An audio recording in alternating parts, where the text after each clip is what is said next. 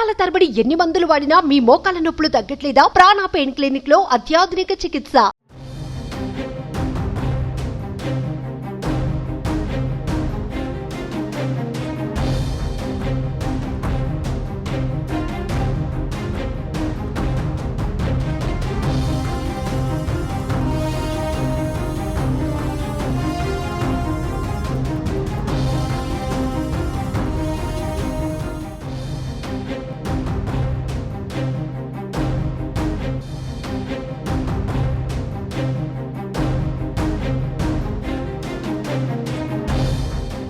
ఎన్నికల ప్రచారంలో భాగంగా 2 లక్షల రుణమాఫీ చేస్తామని కాంగ్రెస్ హామీ ఇచ్చిన నేపథ్యంలో ఆ దిశగా రేవంత్ సర్కార్ అడుగులు వేస్తోంది. రుణమాఫీకి మార్గదర్శకాలు సిద్ధమవుతున్నాయి. 15 ఆగస్టుకు రుణమాఫీకి డెడ్ లైన్ గా పెట్టుకున్న రేవంత్ ప్రభుత్వం సమాచార సేకరణకు శ్రీకారం చుట్టింది. ప్రాథమిక వ్యవసాయ సహకార సంఘాలు, బ్యాంకుల నుంచి 4 విభాగాలు 30 అంశాలతో కూడిన ప్రొఫార్మాతో సమాచారాన్ని అడిగారు.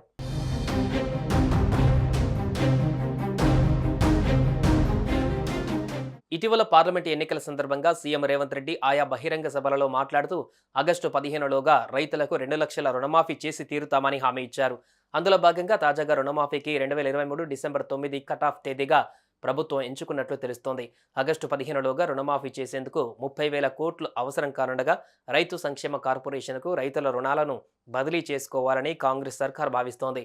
ఒకవేళ అలా కాని పక్షంలో ప్రత్యామ్నాయ మార్గాలను సర్కార్ అన్వేషిస్తోంది.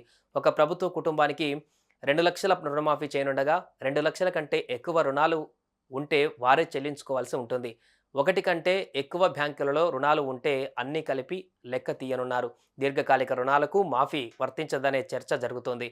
బంగారం తాకట్టు పెట్టి చేసిన అప్పు మాఫీ కానున్నట్లు సమాచారం.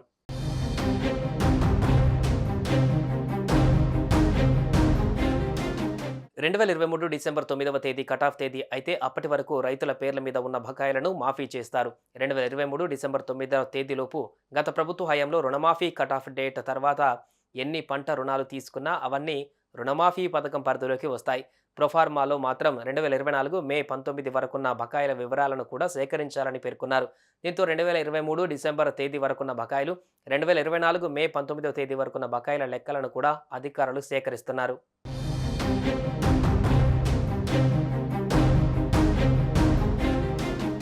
బీఆర్ఎస్ ప్రభుత్వం బంగారం తాకట్టు పెట్టి తీసుకున్న రుణాలను మాఫీ చేయలేదు. అంతకుముందు వైఎస్ హయాంలోని ప్రభుత్వం మాత్రం కొన్ని పరిమితులతో బంగారం తాకట్టు పెట్టి తీసుకున్న రుణాలను మాఫీ చేసింది.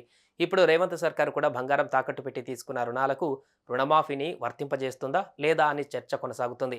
అయితే వైఎస్ హయాంలో చేసినట్లుగానే బంగారం తాకట్టు పెట్టి తీసుకున్న రుణాలను సైతం మాఫీ చేయాలని రేవంత్ భావిస్తున్నారు. రుణమాఫీ కోసం పెద్ద ఎత్తున నిధుల అవసరం ఏర్పడడంతో కార్పొరేషన్ ఏర్పాటు చేసి ప్రభుత్వం ఈ రుణమాఫీ ప్రక్రియను కంప్లీట్ చేయనుంది. రుణమాఫీ కోసం 30 అంశాలతో ప్రొఫార్మా రెడీ చేసిన ప్రభుత్వం జూలైలో అసెంబ్లీ సమావేశాలు నిర్వహించి ఈ అంశంపై అధికారిక ప్రకటన చేసి పెద్ద ఎత్తున ప్రచారం చేసుకోనున్నట్లుగా తెలుస్తోంది.